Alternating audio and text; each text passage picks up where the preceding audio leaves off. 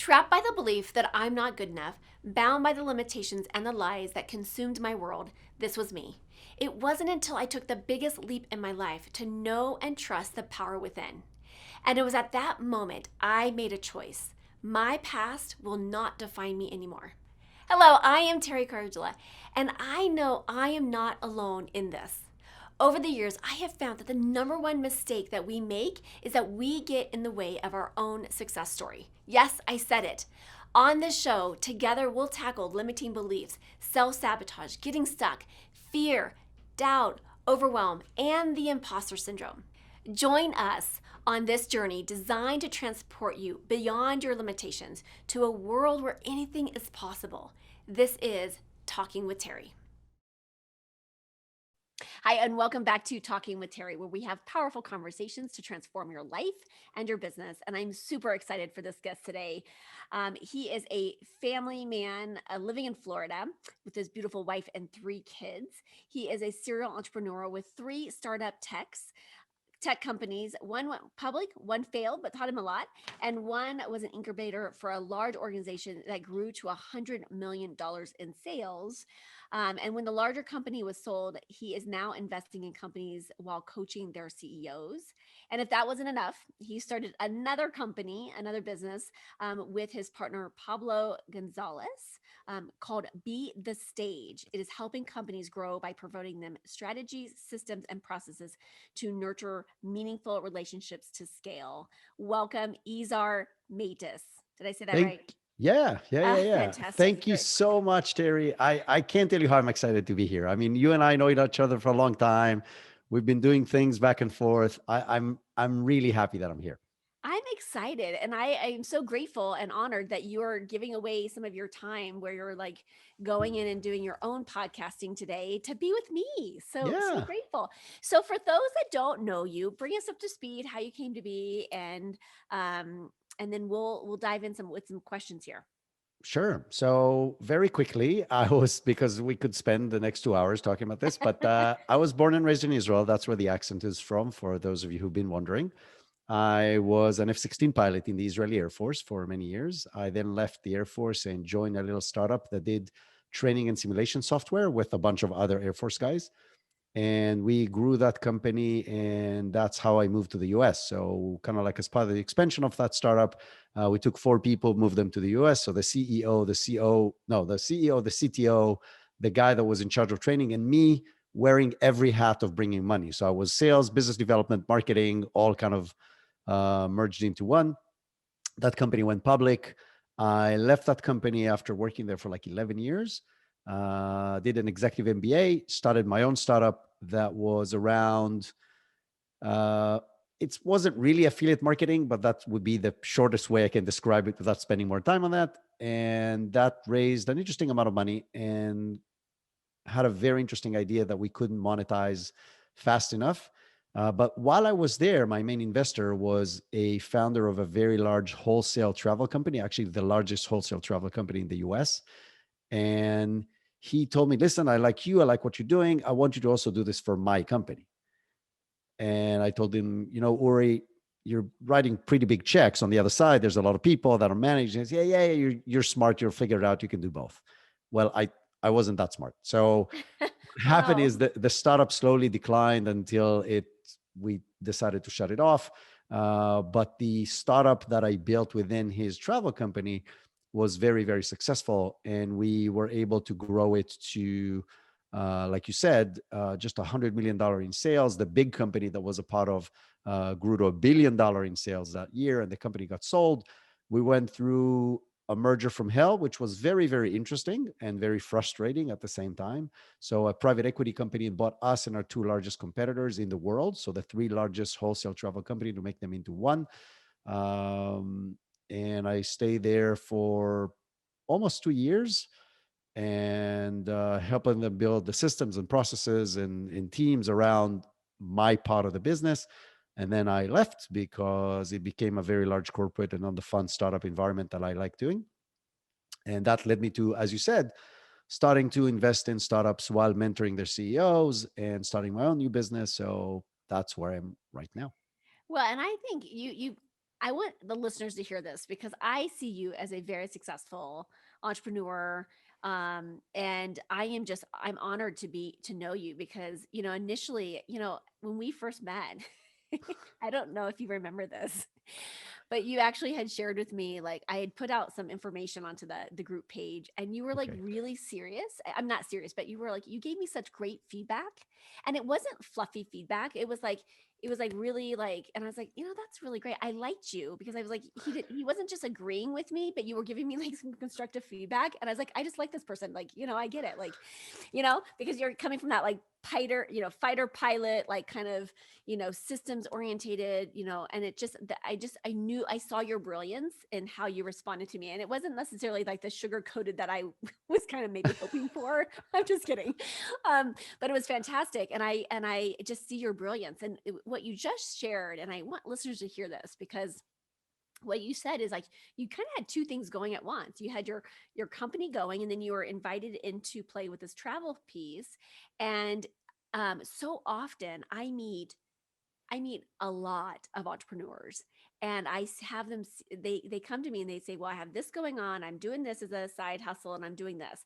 They have two or three businesses, and I always tell them it's hard to do that, because unless you have it owner independent, unless you have it running itself, it is really hard because it's like you're taking the gas pedal off and then you're braking, and then gas pedal off on this company and then braking, and you're going back and forth, and it's just from an energetic perspective. If we talk about the quantum physics, it is almost nearly impossible. I'm not saying it's impossible, but it's nearly impossible to keep those at high productivity, high efficiency, and high generation modes when you're bouncing back from one or both of those. So I love hearing, that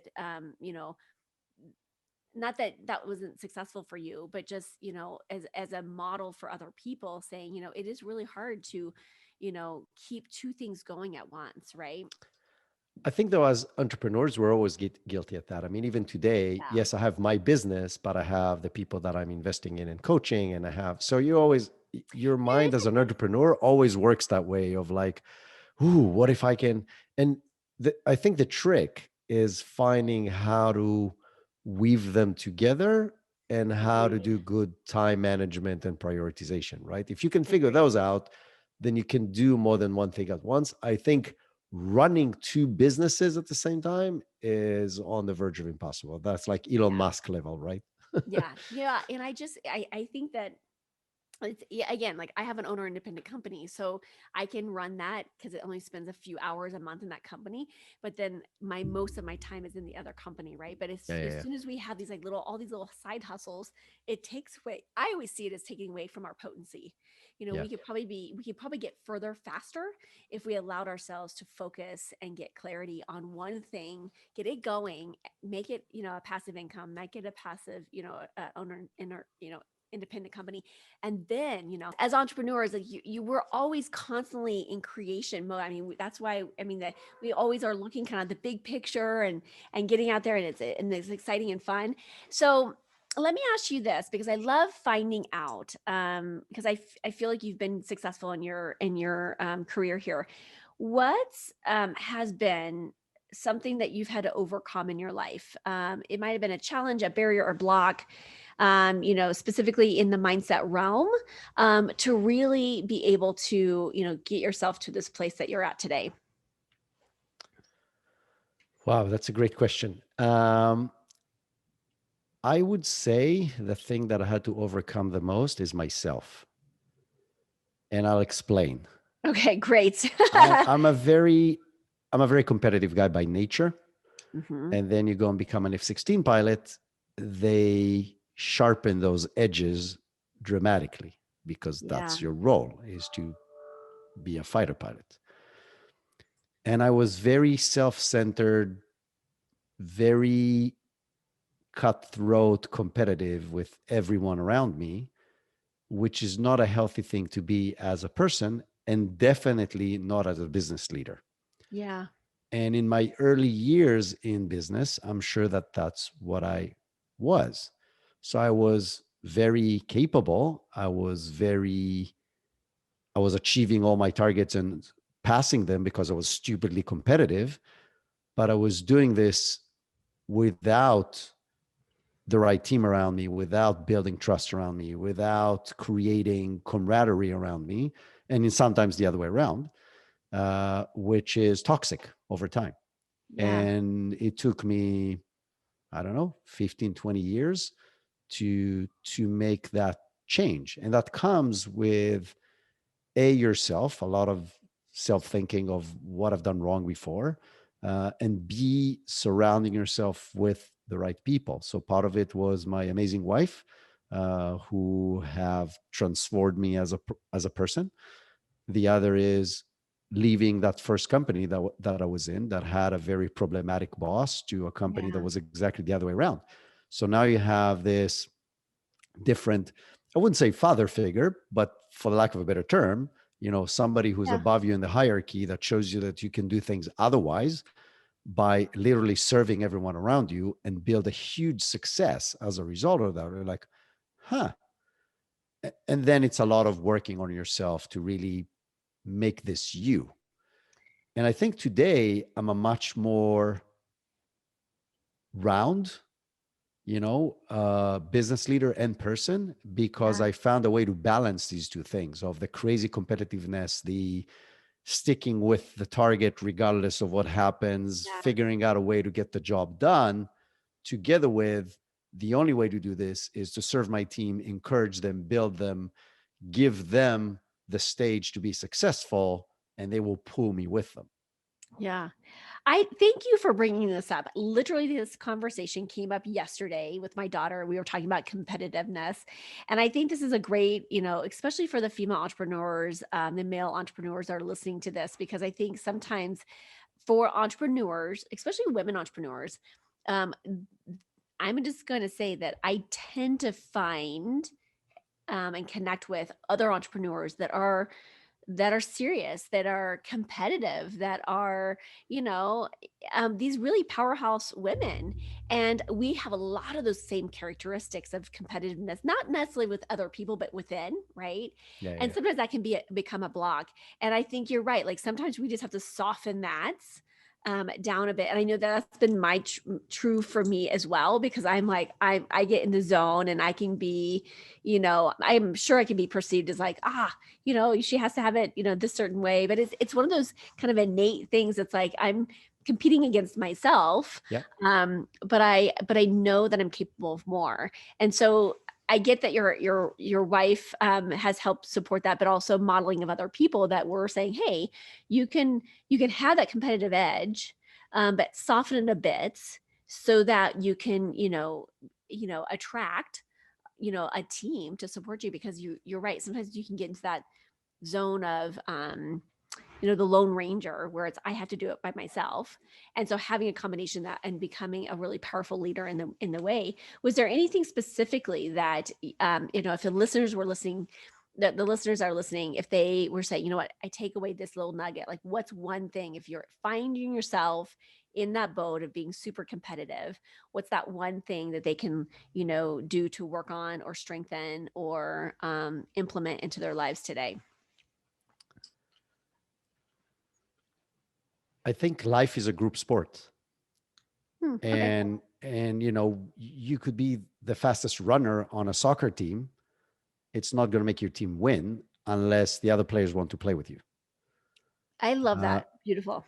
and I think that's, again, took me too many years to learn that. I'm glad I did, though. So today I'm all about, and it's not today, like in the last 10, 15 years, I'm all about how can I make my team better? What are they missing to be successful?